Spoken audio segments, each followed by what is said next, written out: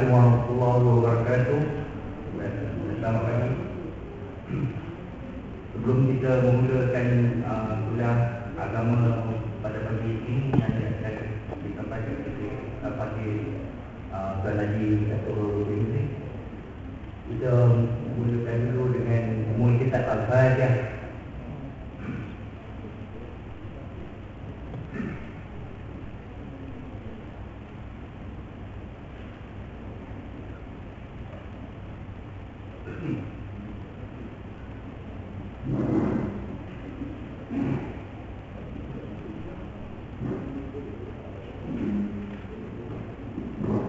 Terima kasih diucapkan kepada tuan-tuan dan puan-puan, muslimin dan muslimat sekalian kerana sudi untuk meluangkan masa pada pagi ini untuk mengikuti ceramah agama yang akan disampaikan oleh Tuan Haji Ustaz Turul ini.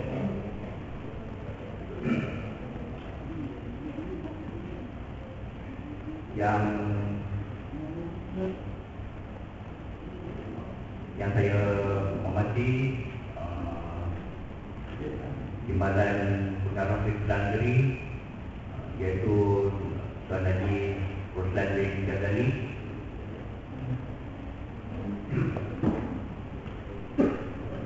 Pegawai Perdagangan dan juga staf-staf yang saya kasihi.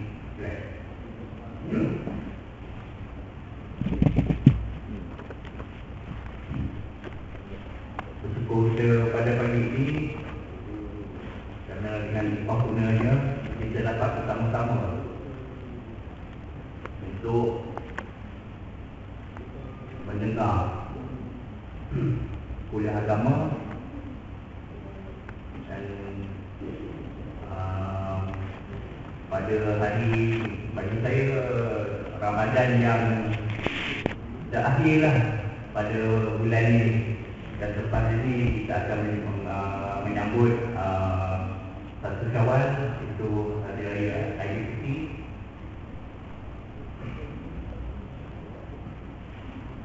Tanpa melengahkan dan membuang masa lagi, saya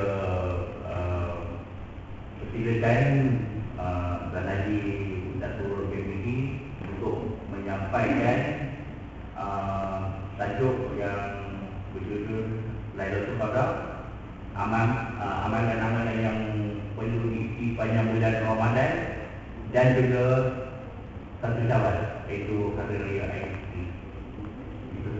Dipersilakan Dato' Bin.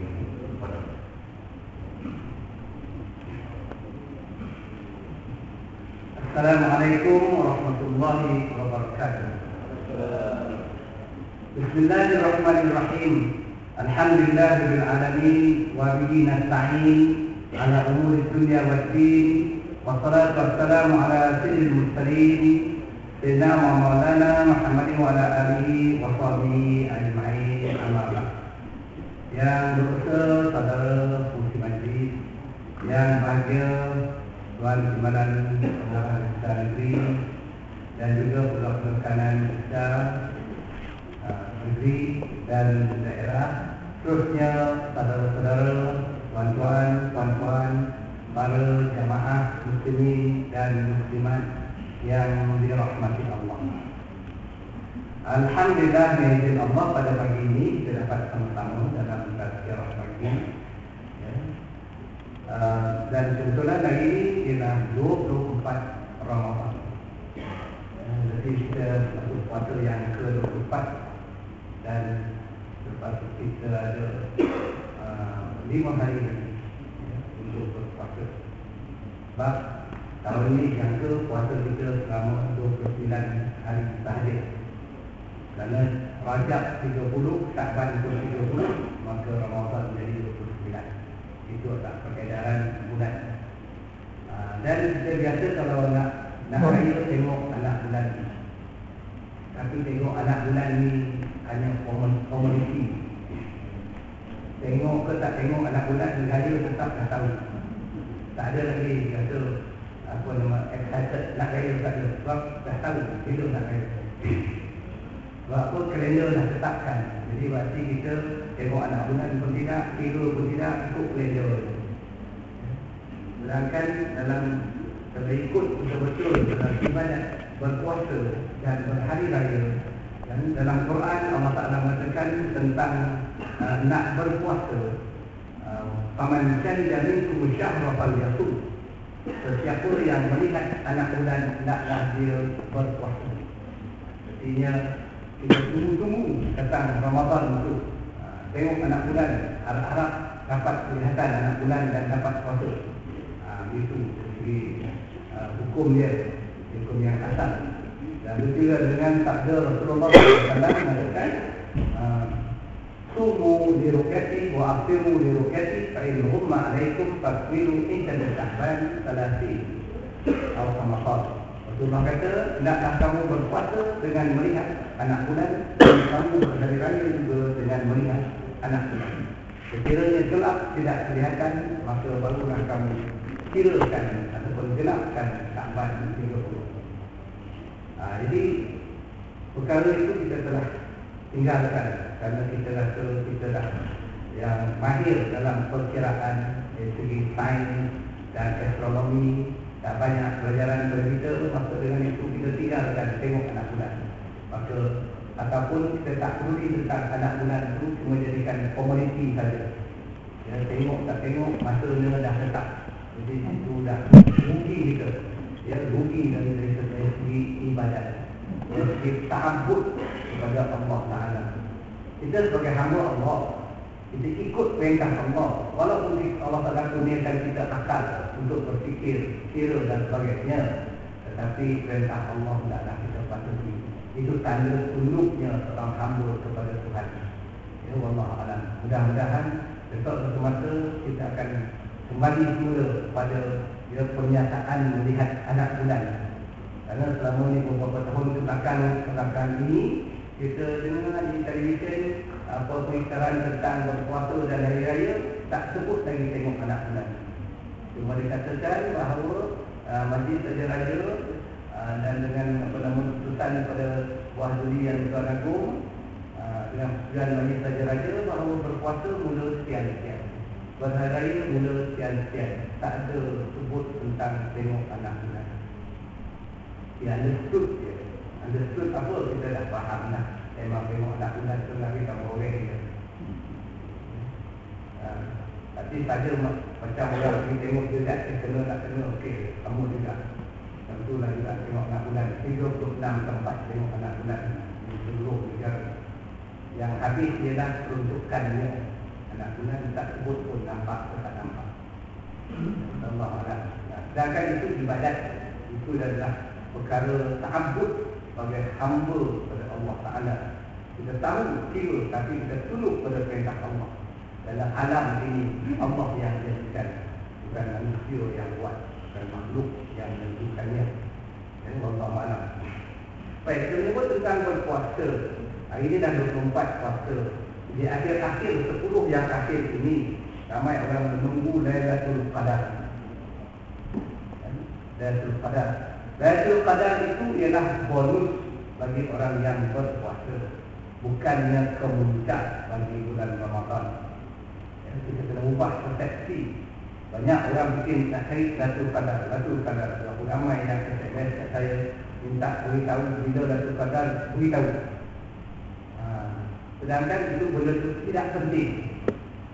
Ya, tak penting nak beritahu bila Lailatul Qadar. Kerana Lailatul Qadar itu adalah bonus saja. Bonus, bukan Lailatul Qadar itu kemuncak bagi Ramadan. Satu anugerah Allah Ta'ala kepada orang yang beriman, yang berpuasa dengan bersungguh-sungguh, maka Allah Ta'ala anugerahkan di bulan Ramadan ada Lailatul Qadar. Lailatul Qadar khairun min alf syahr. Lailatul Qadar itu lebih baik daripada 1000 bulan. Itu maksudnya lebih baik Tuhan beri kelebihan. Sesiapa yang dapat beribadat, dapat melakukan ketaatan kepada Allah Ta'ala masa terbukanya langit pada malam Lailatul Qadar itu sehingga terbit fajar, maka dia dapatlah memperoleh ibadat, pahala, ganjaran seolah-olah dia beribadat selama 1000 bulan. Itu bonus. Dan kita punya gaji hakiki kita dah ada, tapi bonus 500 bagi orang kerajaan lah. Orang sedar ada tu, dapat kan 500 tu. Orang pencen dah, orang dah tak dapat 500 dah, 200 setengah je. Orang pencen, orang sedar dapat. Tapi itu bukan pemuncak bagi perkhidmatan. Khidmatan kita dibayar dengan gaji hakiki dan gaji yang sebenar. Maka itu dah bonus. Takkanlah tak dapat bonus berhenti kerja. Dah cukup tadi, tak payah lagi, tak payah kerja, kalau bonus dah dapat. Tak itu. Itulah juga dengan puasa. Puasa amat ibadat hakiki kita ialah berpuasa 1 bulan. Manakala Allah Ta'ala anugerahkan malam Lailatul Qadar itu sebagai bonus kepada orang yang berpuasa, orang yang beribadat. Wallahu a'lam. Baik, tapi bagaimanapun Lailatul Qadar itu adalah satu daripada 10 perkara rahsia yang Allah Ta'ala rahsiakan di alam ini, ya, pada makhluk. Tapi rahsia itu pun boleh juga diketahui dengan izin Allah. Kerana rahsia boleh diketahui dengan rahsia. Rahsia tak boleh diketahui dengan nyata. Sebab tu tak ada siapa yang boleh mengatakan esok Lailatul Qadar. Tak boleh kata begitu. Sebab dia masih dalam rahsia. Jadi kita ada keinginan, kegairahan nak capai Lailatul Qadar. Tapi bukan itu sebagai matlamat untuk kita berpuasa. Ya, kita berpuasa kerana Allah. Jadi Lailatul Qadar itu ada 2 teori. Ini pun saya dah masukkan dalam Facebook saya. Ya, teori tentang Lailatul Qadar. Siapa yang buka baca jumpalah, yang tak baca tak jumpalah. Tapi untuk maklumat kita tentang Lailatul Qadar itu ada 2 teorinya. Satu ialah teori tentang ayat Lailatul Qadar itu sendiri. Dalam Al-Quran, dalam Suratul Qadr, Allah Ta'ala menyebutkan ada 3 kali disebutkan Lailatul Qadr. Inna anzalnahu fi Lailatul Qadr wa ma adraka ma Lailatul Qadr. Lailatul Qadri khairun min alf syahr. Itu disebut 3 kali. Dan ejaan bagi Lailatul Qadar itu ada 9 huruf. Lam ya lam ta alif lam qaf dan ra. 9 huruf. Dia ulang 3 kali, maka darab 3 jadi 27. Dan surah Al-Qadr itu ada 30 perkataan. Dan perkataan yang ke-27 ialah perkataan ganti nama bagi Lailatul Qadr, iaitu salamun hiya. Hiya itu letaknya pada perkataan yang ke-27. Jadi dengan itu banyak para ahli ibadat menemui Lailatul Qadar pada malam 27. Ya, 27 Ramadan.